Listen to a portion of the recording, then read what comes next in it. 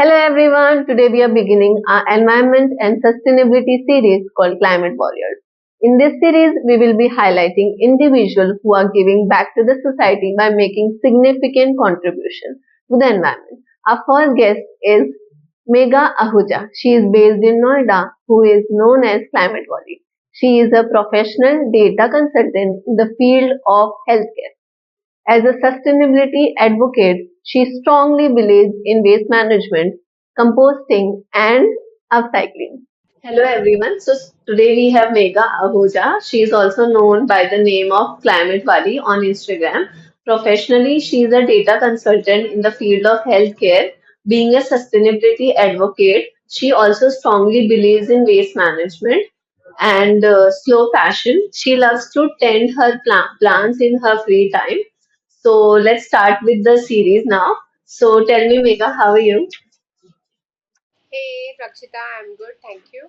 Okay, so I have few questions for you related to your brand, your life, what you do for the environment and for the society as well. So I will start with the question. So my question for you is, could you share any movement or experience that sparkled your passion to work for the environment?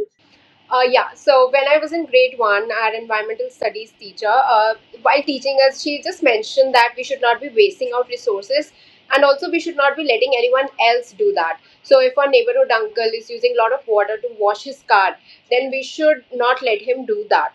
So those words somehow have stuck with me over these years. So even as a kid, I remember one day I just took a empty jar of candies. I placed it under a leaking tap of our neighborhood auntie just to show that how much water was actually leaking from that faucet. And that is when she agreed to finally get it repaired. So I've always been conscious about our resources and made sure that everyone around us do the same. Oh, really great. So my another question would for you would be, how do you manage to take sustainability a part of your everyday activity?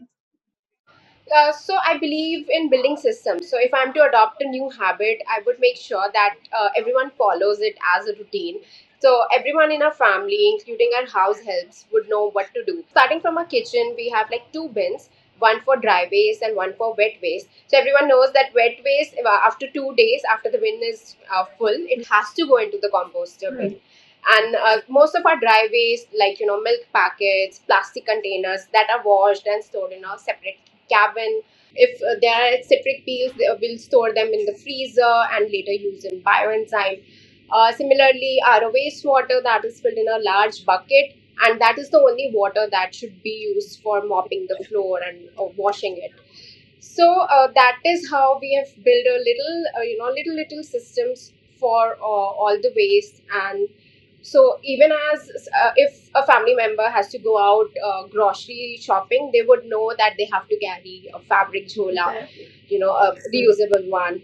So that is how it is. And absolutely no one in the family goes out, steps out of their home without their own water bottle. So that is how we don't do, it doesn't feel like an extra effort for us. It's become a part of our routine that Yeah. way. So that's a great initiative by you guys. Every day doing something for environment. That's a great initiative by a family. So my next question for you is, what is the biggest challenge that you have faced and how did you manage to overcome that challenge? Uh, I I don't think I faced any challenge as such, but yeah, I did face problems with starting, composting itself, because I wanted to start it back then when I was in college, but there were not much options for compost bins, back then, and there was not much literature uh, available around composting. So I started with an aerobic composting.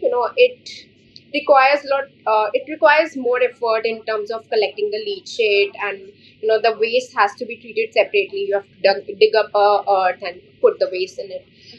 So even before I could decode the process and make a system out of it, my mother just picked the bin and she just put it in the trash. So within a month, we had to discontinue Okay. composting. So I had to wait for like another 6 years before I got married, moved into our own apartment, had Hmm. another composter bin before I could start composting again. So Okay. that was, yeah, one challenge. That's great. So now tell me what helps you to keep you like motivated daily and continue your work. Uh, So my base is my responsibility. That is the only driving factor for me, at the moment.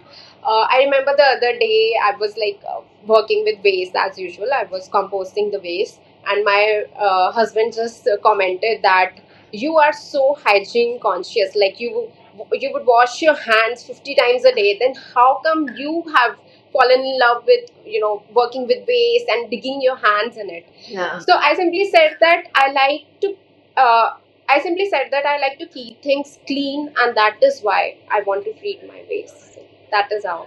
Okay, that's really great. So now tell me, have you come across any common misconception about the environment or sustainability? Yeah, I mean, the biggest misconception is that recycling of plastics will solve the problem, the plastic problem. Hmm. I mean, I'm all game for recycling paper, cardboard, metals, glass, even glass. But recycling of plastic has its own limitations. It is Okay. resource intensive. Hmm. Then there is a lot of microplastics generated in the process.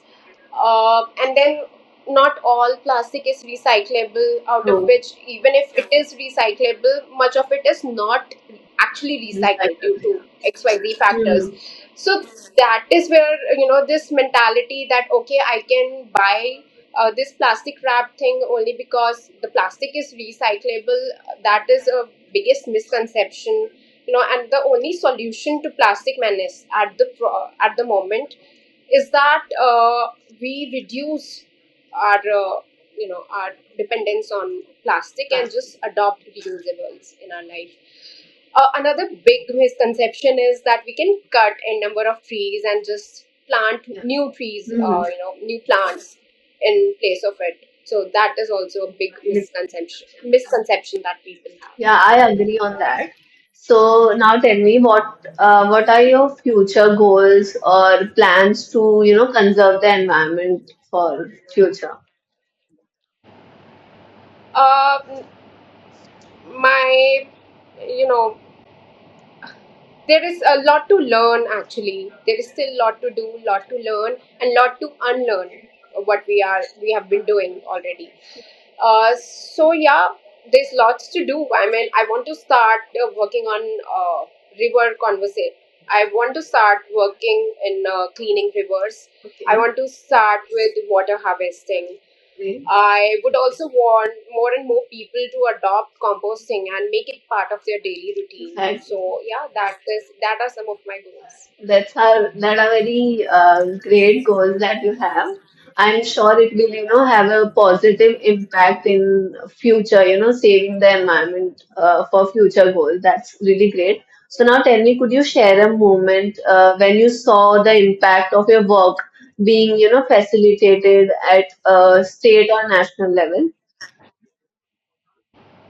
Not as such. I mean, the biggest reward and the biggest felicitation one could get is uh, when people actually understand Your what you work. want to Yeah, say, right, and they adopt the sustainability practices. I guess that exactly. is the biggest Biggest reward for me. achievement. Yeah. No, yeah, I mean, first we need to start with community change, and that will of course lead to national and state level changes. I mean, I really feel appreciated when people reach out to me. They show interest in starting composting when they come up with questions, like how and what can they do with what kind of waste. Yeah. And they also ask me about thrift stores. So yeah, that is one reward for me. Okay, great. That's the most important thing you can get from people is the appreciation for your work.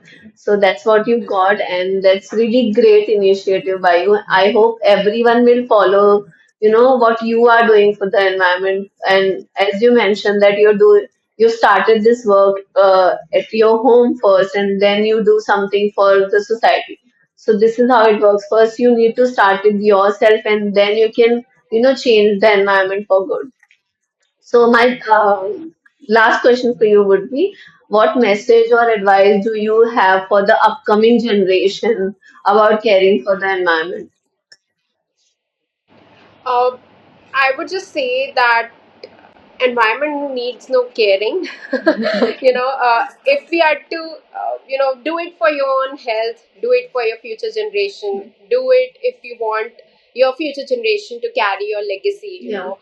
uh, because once the earth reaches its saturation point, because we have already seen it, we are already on the verge of it. We are seeing it in terms of floods, we are seeing it in terms of heat waves, Mhm. right?